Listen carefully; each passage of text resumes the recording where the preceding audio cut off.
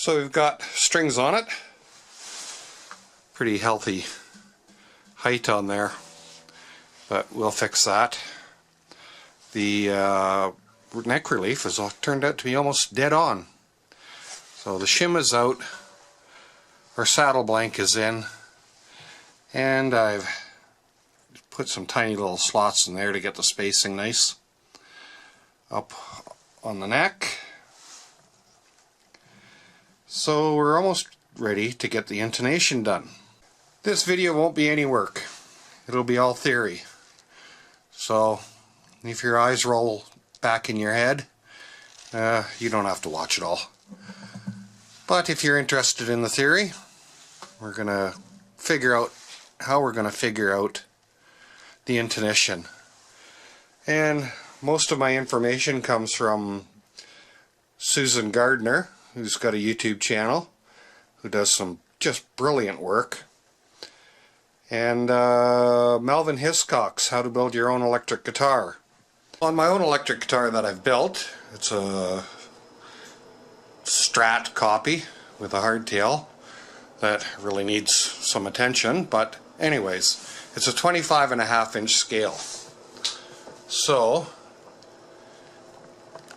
if I put my tape measure on the nut and come down here, you can see that I'm just a little bit more than 25.5 inches. So why is a 25.5-inch scale guitar more than 25 inches long on the string? And we'll get that explained to you. So why is a steel string, not a nylon string, this does not apply to nylon string guitars, but why is a steel string guitar, why is their string longer than the scale length? And the answer is simply, if you take a chunk of steel and hang it over an edge and try to make it vibrate, there will be a small section that is too stiff to vibrate. So the vibration will start before and then it will vibrate. There's a dead area there because steel is stiff. Obviously, the thicker the piece of the steel this way, the longer this distance that overhangs will be before it starts to vibrate. So the effective vibrating length is what we're compensating for when we compensate for intonation. Now, if you look at a bridge of a typical acoustic guitar,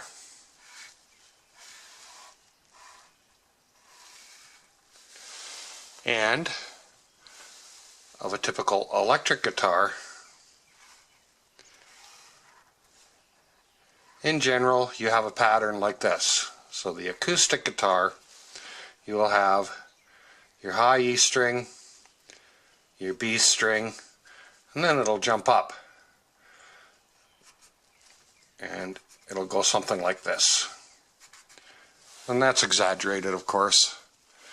And on an electric guitar, you'll get your E, your B, your G, and then it'll jump up. Something like that. Well, why is that? So the answer is right here. A wound G string. On an acoustic, it's normally wound. On an electric, it is normally plain. The windings do not make a difference to the overhang that you need. So what that tells you is the core of the G string is actually thinner than the core of the B string. Thus it requires less overhang. So what is intonation on a guitar? Simply put, it's the ability to accurately play a note all the way up the fretboard.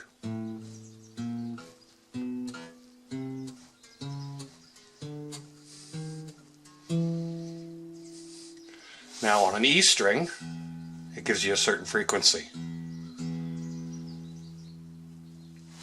The harmonic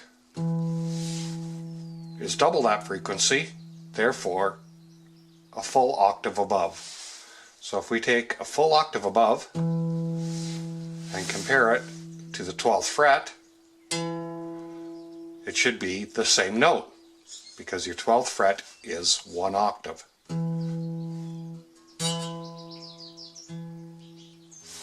That being said, the intonation is only actually accurate at the 12th fret, the open fret, and it's out by varying degrees all over the fretboard, plus or minus. Now there's been methods to compensate for that. There's been guitars with squiggly frets and compensated nuts and the buzz fighting system and other things like that.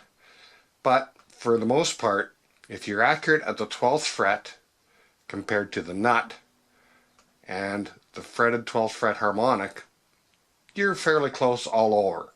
It leads to inaccuracies, but the inaccuracies, I think, are part of the personality of the instrument, which makes it sound good.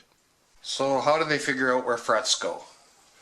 Frets are laid out by what is called the rule of 18. That was the general way that they laid them all out. And it's not actually 18, it is actually 17.817. So on a 25.5-inch scale,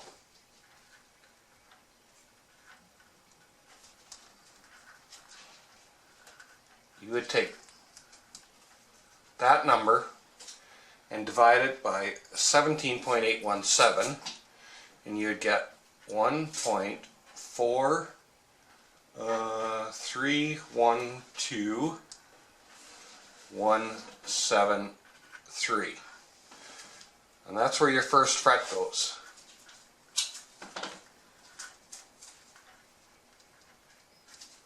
Now that's quite a cumbersome number,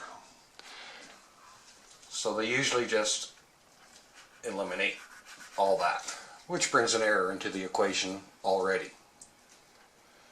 So then they take, for the second fret, 25.5, subtract the 1.431, and they would get 24.069. So then they would take the remainder of the scale of 24.069, divide that by the 17.817, and they would get 1.351, which is the spacing for the second fret. And again, things are rounded off, so your error accumulates. Today they use CNC machines that are programmed to the millionth of an inch, and they do it that way. Computers have made things much easier. So they keep going down through the whole scale until they get to however many frets they want to put on the fretboard. And that is the rule of 18, and that is how they figure out fret spacing. So how can we figure out where to put our saddle and where to cut it? Well, a term you might have heard before is a cent. Between every fret is 100 divisions. Now, they're laid out in the same pattern as the scale using the rule of 18. This becomes a logarithmic scale. For our purposes, the average will do. So if we take the space between one fret and another fret, and divide it by 100, we have 1 cent. This is where Susan Gardner's genius math skills come into play.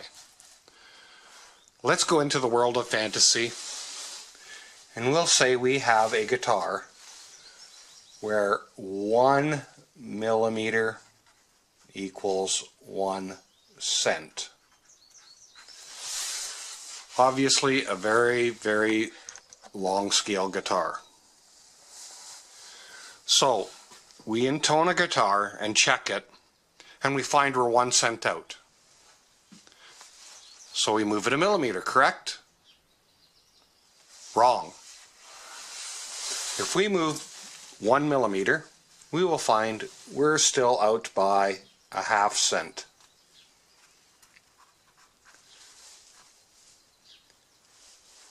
So 1 millimeter results in half a cent. So we want to move it a half millimeter again. And we'll find out we're out by a quarter of a cent. So we move it by a quarter of a millimeter. We'll find out we're out by 1/8 of a cent. So we'll move it 1/8 of a millimeter. And we'll find out we're out by a 1/16 of a cent. Now, why is that?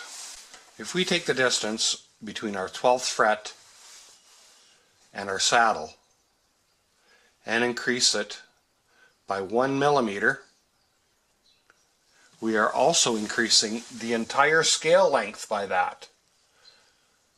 So by ratio, we've changed that by half as much as this, which is why you're always out. So what do we do about that? Well, we take 1 plus 1/2 plus 1/4 plus 1/8 plus 1/16 plus 1/32 and on and on and on into infinity, and we add it up. For all intents and purposes, that equals 2. So to make 1 cent worth of change in the intonation on our imaginary scale, we have to move it 2 millimeters, because we're also increasing the entire length of the string in ratio by about half as much. Now we have to figure out the distance of 1 cent on our real world guitar. So I'm going to switch to metric because it's easier for the math. Now we can measure between the 11th and 12th, or the 12th and 13th fret. So if I measure center to center,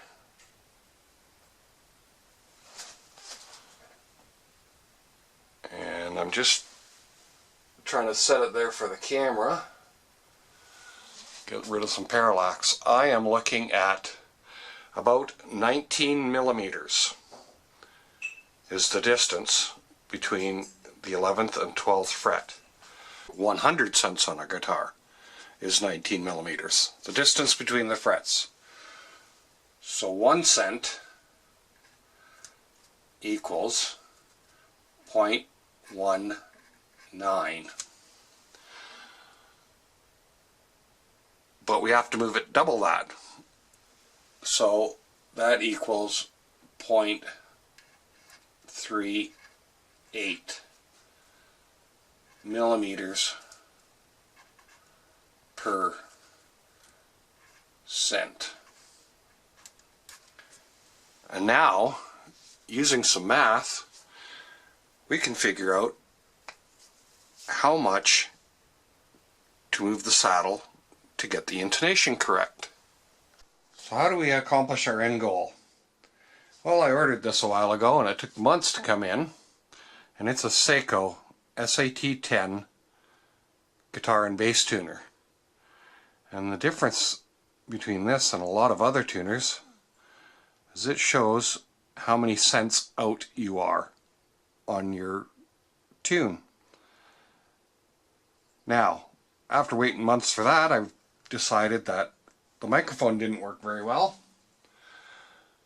So I ordered one of these things, and that's just a clip-on transducer, and on the other end, normal 1/4 inch plug, plugs in there. Put the transducer on the guitar.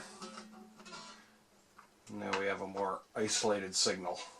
We can take our tuner that shows how many cents we're out, hit the harmonic, and we're a little.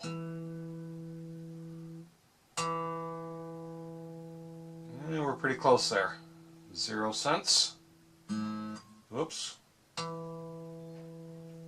-2 cents. +2 cents, so we're pretty close. So we'll use that as a 0, and then we will compare it to the fretted note.